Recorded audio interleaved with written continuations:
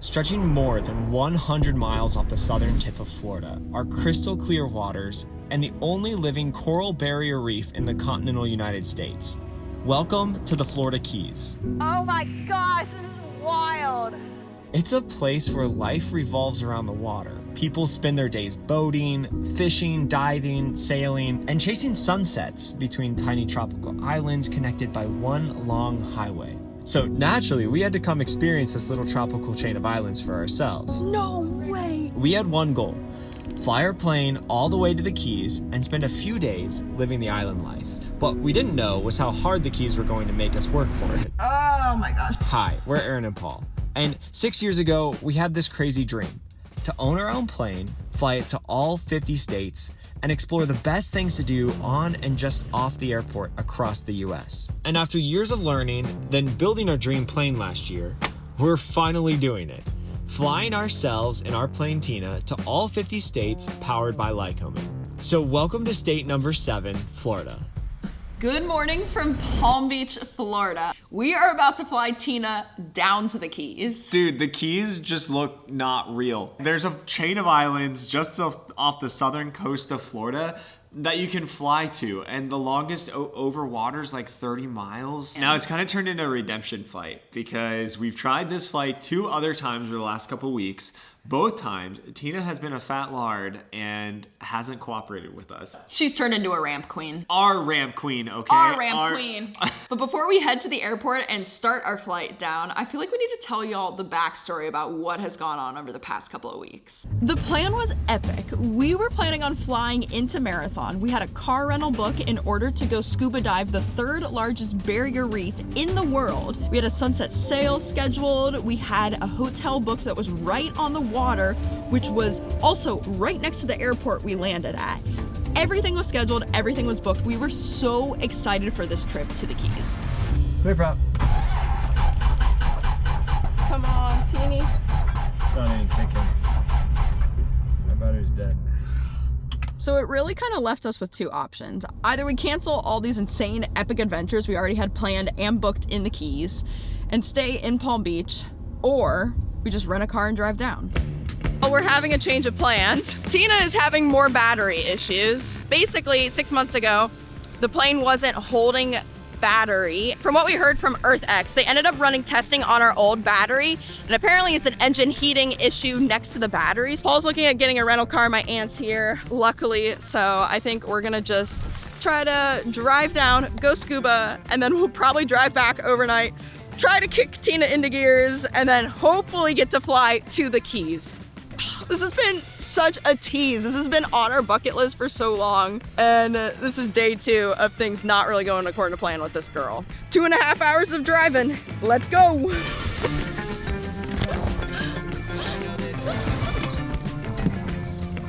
This is a good pivot. This is a good pivot. I'm just gonna tell you the bigger story because I think I know what's happening to the battery right now. Basically, we showed up to the plane today and the battery was dead again. Yesterday, we came to the plane to try to fly out and it was dead, and I tried to charge it overnight. So we go to start it up and the battery was not charged enough to start the plane. First time that the battery died, this was back in Arizona, and we had like what we thought was an alternator failure after departure. Yeah, we had an alternator failure. Terminal Bearhawk 5, 2 souls on board. And we had to come back and land. Come to find out it was the battery. I sent it off to EarthX to get the battery checked, and they said it's probably getting too hot in your engine compartment. We have a massive engine in the front of our plane. It's a Lycoming 580, like a beast of a motor. And our battery is this far from the back of the engine. It's like just sitting on the engine basically. And understandably, it would get really hot. There's a couple modifications we can try to do to like protect the battery, which we haven't done yet because I don't want to go modify my engine compartment personally, but I think I might have to. There's more insulation around the battery, and then there's more air ducting that we can put to the battery. So long story short, after the first time the battery died and we sent it to EarthX, they replaced it. This is the new battery in there, and it feels like it's happening again. So I've been really intentional to like try to keep it cool after shutdown and try to keep airflow around the battery, but I think it's just getting too hot. I think it just pains me because this is gonna be $800. These batteries are like the furthest thing from cheap. Like $800 is insane. It should last 7 years, and it's lasting not even 6 months for us right now. Yeah, long term, we got to figure something else out. Okay, to be real though, we do feel super, super lucky that our biggest issue right now is the battery. I know there's a lot of other like planes that are having problems that are more difficult and more expensive outside of battery issues. It does make it a little bit more tricky when you are on the road and not in your home airport where you have familiarity with your own tools and your own people that you can ask questions with. We do feel a little bit more stuck when we're having plane issues and we are on the road. That's a really good point. Like this modification that I think I'll need to make like would not be that big of a deal, especially if I just have my tools and we can just crank it out. Like it would only take like an hour. I don't think it'd be that hard of a mod, but out on a ramp in the middle of Florida with not your own tools, Yeah. it's tough. It's making it a little bit more tricky. On to Key West we go. On to Key West. My head hasn't wrapped around this. We're about to go scuba dive the 3rd largest barrier reef in the entire world.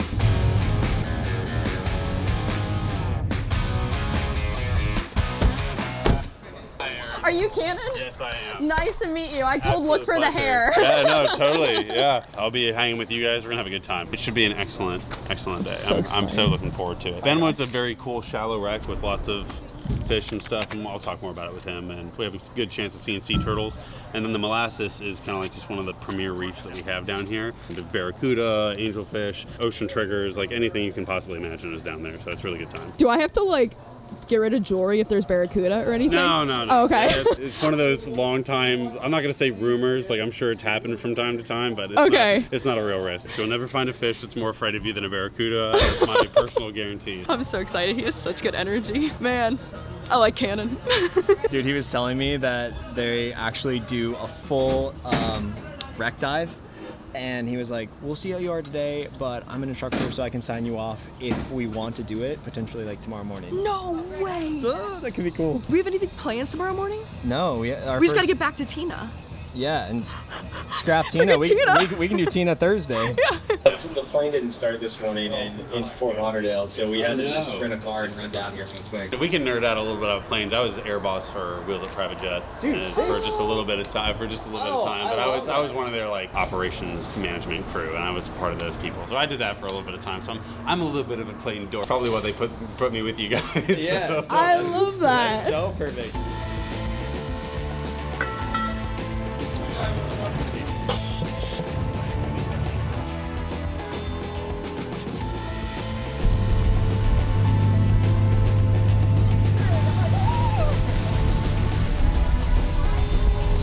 Two ships along this coast of possible Nazi U-boat activity, okay, during the World War II time. They were both running low engines with lights off and doing zigzags to kind of make it impossible or harder for the U-boats to attack them.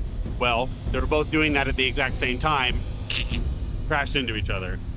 Bit of a bummer. Other boat made it safely to port, was able to get repairs and continued operating. This captain brought it in from depth into the shallows and sank it there. It ended up in the shallows, was hanging there for a while as a full wreck, and then ended up being kind of a problem for boats. It hung so high up in the water column that boats were running into it and whatnot. So the Coast Guard came out here a couple years later and blew it up with dynamite. Now it lays pretty flat. Down there towards the bottom, you'll see it's pretty destroyed, but very much a large structure. And it's an excellent artificial reef, as we would call it. Lots of fish species down there. The most common place that we see sea turtles, green sea turtles. When we get there, we'll moor up on a line. We'll do our safety checks, okay? We'll check that our air is good, that our weight's good, that our releases are good, and then we will do a large step off the back, okay? Hang there at the surface. I'll give you guys the okay, and then we'll go diving. How's it feel? I just got heavier. You can go ahead and take a seat, yeah.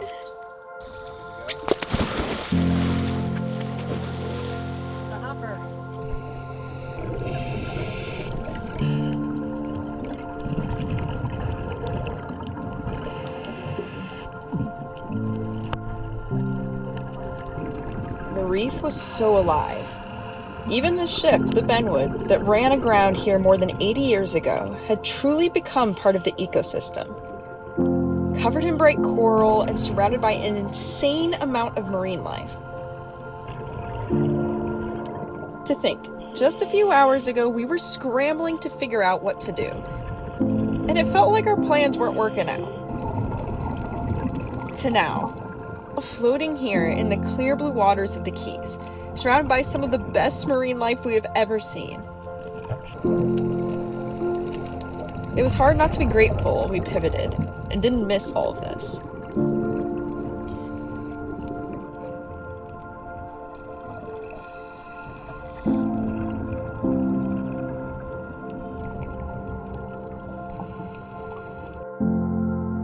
I think that was one of my favorite dives we've ever done. That was insane. Like, to see the sharks, the turtles, all the reef fish. Like, that was such a beautiful dive. Apparently there's a really deep dive tomorrow, and they're like, hey, if you guys want, we have space on the dive. So I think Aaron and I are gonna get Nitrox certified tonight, so that way we can do a deep dive tomorrow and actually see a big shipwreck.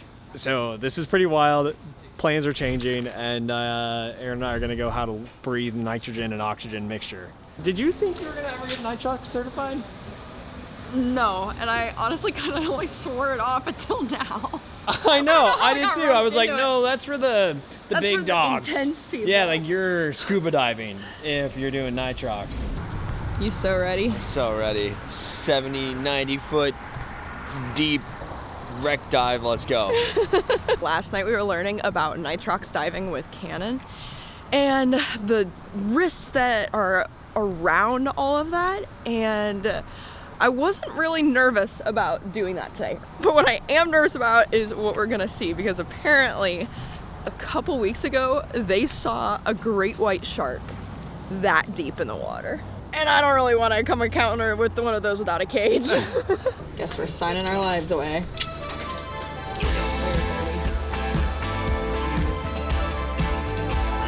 Thank you. You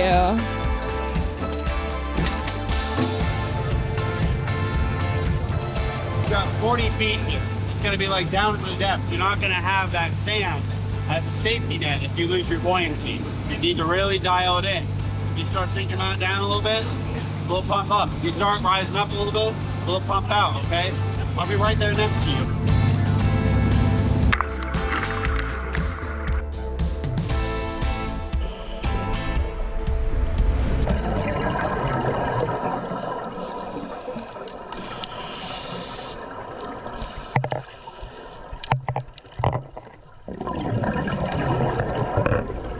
Holy crap, that dive.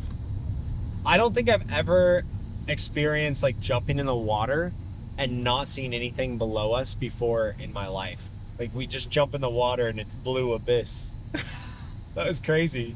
I also never thought I would be swimming with sharks ever in my life. I kind of just like wrote it off. My mom had a bad experience with a shark when she was kayaking years ago, and I just was always like, not really interested. Literally massive sharks under there.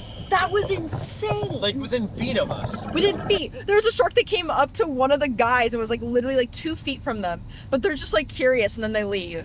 Luckily I did not have a shark come up that close to me, or I probably would have lost my shiz. You didn't see it, but I tried to like touch you and show you. There were some that came within probably 4 or 5 feet of us. Like big ones that swam right by us. That close? Honestly, God was blessing me that I did not see that. So cool to get to see them in such a natural environment, and they're so different than how, I don't know, media portrays them. I know you have like the scuba divers that show you how like cool and calm and collected sharks are, but you also get a lot of the media that like shows you the craziness, kind of like planes. The rest of society hears about aviation when something goes wrong, or you hear about sharks when something goes wrong. And it was cool to see, no, these are just like really sick creatures, and something doesn't have to go wrong to also like have mad respect for them and admire them from afar, or from 4 or 5 feet away. Or from 4 or 5 feet. But we are headed to Key West right now. We got about a 2-hour drive, and it looks like we're gonna be 5 minutes late.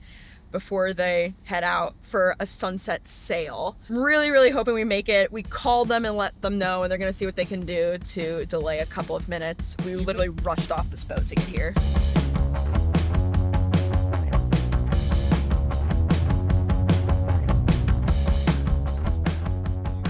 I was looking at the cost to fly into Key West, and there is opportunity to fly into Key West. Like, you can totally do it, but there's definitely cost involved. And in order to fly in, there's landing fees and then there's tie down fees. And if you want to overnight, it's going to be about $70. Key West is still an option, and it's a good one if you have a lot to do here. This is where so many activities are. We're going on one of them. I mean, this looks incredible, but like, we were looking at kayaking the mangroves, and there's deep sea fishing here, there's diving here, there's tons to do here as well. So still a pretty cool place out here, and you can still fly in, and then you don't have to drive like an hour or two from Key West to Key Largo. So the entire stretch of the Keys is about a 2-hour drive. It's all one road. It's like 45 miles an hour most of the way. Getting around the Keys once you're here, piece of cake. Really easy rentals. I mean, the rentals here are like 30 bucks a day. Tons of accessibility flying in, and yeah, makes it a good option for a lot of people.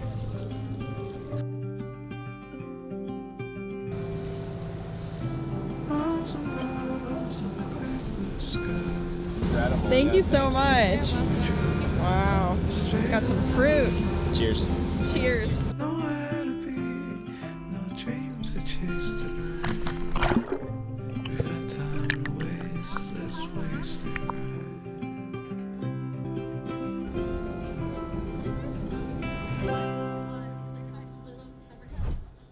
I guess the theme for this whole trip was expect the unexpected. So many things were changing, and it started with a dead battery, and then we got invited to learn how to do Nitrox training and diving, and went 88 feet deep swimming with sharks, and I never thought we'd ever get to do that. We were then running late to our sunset sail. Like, things were just changing left and right, and nothing was going according to plan. But it was creating some of the most memorable moments I think we've had in a while, and I truly don't think that trip to the Keys would have been the same if everything had gone according to plan. So we sent out the old battery to EarthX to get it tested and figure out what is going on. Starting now to think it's not a heat-related issue and it may just be a bad battery. I'm starting to think Tina likes eating lithium batteries. Tina, eat the food. So EarthX ended up shipping us a new battery. We got that installed a couple days ago, went up for a few touch and goes, because it's been a month since both Paul and I have flown. But today we're finally getting to do what has been on our bucket list for years. We're flying to the Keys. Yeah. Woo! Let's get some key lime pie, baby. Yes! Let's go. Let's go! Santana traffic, November 513 Echo Papa, departing 10 right crosswind, departure to the west. Taking it look easy. The boats underneath us, this is great. Beautiful. All right, a little behind the scenes here. Fuel at Lantana is silly expensive. Everything on the east coast of Florida is like $90 a gallon. So instead of paying $9 a gallon, we just flew across Florida to the west coast to get $5.50 a gallon. So half price gas. So basically we're making money by doing this stop. So we're gonna land at one of the most recently saved airports in America. This one was about to close down. It was recently saved. It's the Everglades Air Park out here right next to the Everglades. We're about 5 miles out, and then we're gonna load up, let Tina drink a bit, and then we'll continue this trip on down to the Keys. You do not want to fill up in the Keys. The Keys is like $11 a gallon.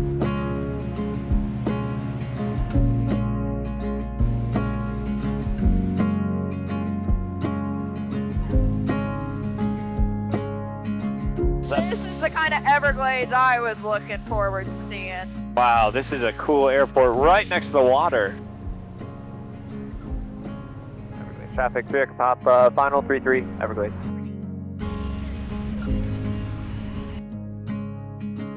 Everglades traffic, November 513 Echo Papa, departing 33. I can't believe we're finally getting to go to the Keys. One of the big sponsors on our series is Diamond Doors, and since we've had a few extra weeks out here in Florida, we came to find out that in the Keys there is an airport called Summerland Key Cove, and on there is a guy named Jay who is custom making his hangar, and he's custom made his door with Diamond Doors to be 180 miles per hour resistance to hurricane winds. Wild. He's invited us to come down there. It is a private airport, so we had to get permission. Really excited to go down there and check it out. I just think it's so cool that they custom make doors to fit your mission and your goals.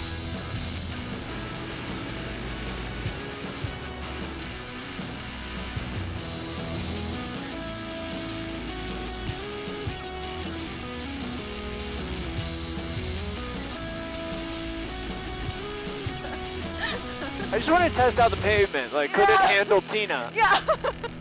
This is the first one they've made for Dade County, 180 miles an hour. Whoa. The very first one they've ever made. Went through their engineering department. So this was something that they made custom for this, Correct. and this is the first time That they've ever met the code down here, which is 180 miles an hour. Wild. Yeah. Dude, I'm so impressed by them. That's Yeah. incredible. During Irma, there was boats floating across that runway. Oh my gosh. 4 feet of water in there, and everybody else. That's how bad Irma was down there. And these houses are built like tanks for them to still be around. Once you got the installer to come out and do it, how long did the actual install take? It took them a couple weeks because it was their first one they've done. The amazing thing for me from Diamond is all I did was give them the outline of my box. They delivered this on a tractor trailer. This got trucked all the way down to the Keys. All the way down here, it's on a tractor trailer. To their credit, I got a Sun and Fun credit of $4,000, $16,000 for that door delivered to this runway, which is unheard of. $16K for that thing? 16,000. And all the additional engineering and everything. Yes, everything from them was 16. That's impressive. Yeah, it was impressive. That guy just spent 75 for a high-tech door. I want to live here. This is pilot, awesome. yeah. I just found our dream next home, Paul. Runway on one side, and then a canal for boats on the other.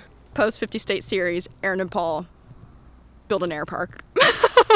I think this is probably one of the most unique airport housing air parks that I've ever been to. A lot of times the housing is a part of the airport, and so you think of like an HOA, like an expensive HOA, but here the airport is completely separate from all the houses. So like you can own a house here and you don't have to have access to the runway, you don't have to pay for it, but if you want access you can pay a fee and you get access to the runway. So really unique like combo of people in aviation next to somebody who's not, and that was really interesting. We got to talk with the airport manager here, and he's one of the owners of the airport. There's 16 owners here, and then they just built a marina down at the end of the runway for pilots. Only pilots can keep their boats there, but now pilots can keep a boat there, fly in, get on their boat for the day, and then fly back out. And I mean, where else in the world can you do that? But that's a wrap here at Summerland Key. K. We got one more thing we need to check off our Keys bucket list. Yeah. You want to just send it? Let's send it. All right. They close at 7, so we got to kick it. We gotta go. No problem. Come on, P.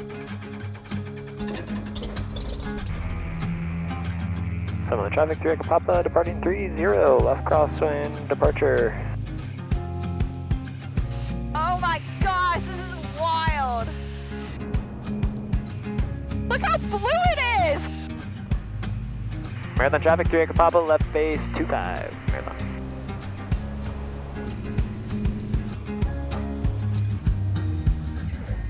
Millionaire, this is 3 Echo Papa, just coming up to your ramp. Just wanted to give you guys a heads up. How long are you here for? Probably just 20 minutes.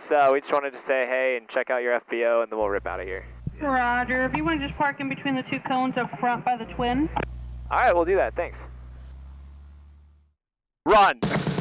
You ready? We have waited weeks for this. I know. And all the planning for our Keys trip, this is the thing that I heard the most about. And I was like, you have to go to Marathon Airport because there at the FBO, you get free key lime pie. So the locals didn't know about it, but we're gonna see if it's true. Yep.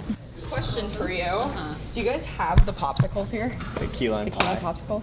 The key lime pie? We have the ice cream, the key lime pie. That's probably what we're perfect. thinking of. Thank you. Wow. That's what we came here for. She hooked us up with an actual key lime pie. I thought they just had the popsicles. So we have a popsicle key lime pie and the actual pie. And they have a ton of different popsicle flavors too. They got coconut. I think I saw like an espresso one too. This is a good spot. I would come back here. Just stock up. Spicy no pickle chips. Worth the $40 landing fee. The ramp fee, $45, but bomb snacks. Oh yeah, it's kind of funny. I feel like throughout a lot of our travels, there have been things that have like obviously not gone according to plan. We had the Keys so planned out of like our bucket list activities of what we were gonna do, when we were gonna do them, and then things just changed, and things just changed again. And it's kind of funny because it's like in aviation, you can plan everything out. You can do the most thorough pre-flight and checklist. And at the end of the day, sometimes things change. Sometimes things pop up and you just gotta learn how to roll with them. But also, I think that's where the memories and the best stories are made.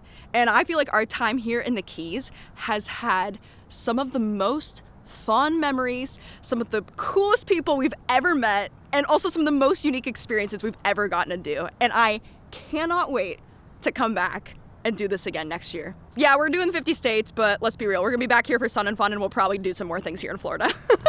Anyway, thanks for being along for this crazy journey, and we'll see y'all next week in... They definitely keep the piston planes away from the jet planes. It's probably for the best, you know, like you don't want those jet people to get jealous of our pistons. To keep the right priorities in the forefront, like maintaining the reef, cleaning up the ocean, and good snacks. Priorities, the snacks. When Erin gets tired driving, she's like, I gotta get some Broadway. And she yells the Broadway. Bonjour, bonjour, bonjour.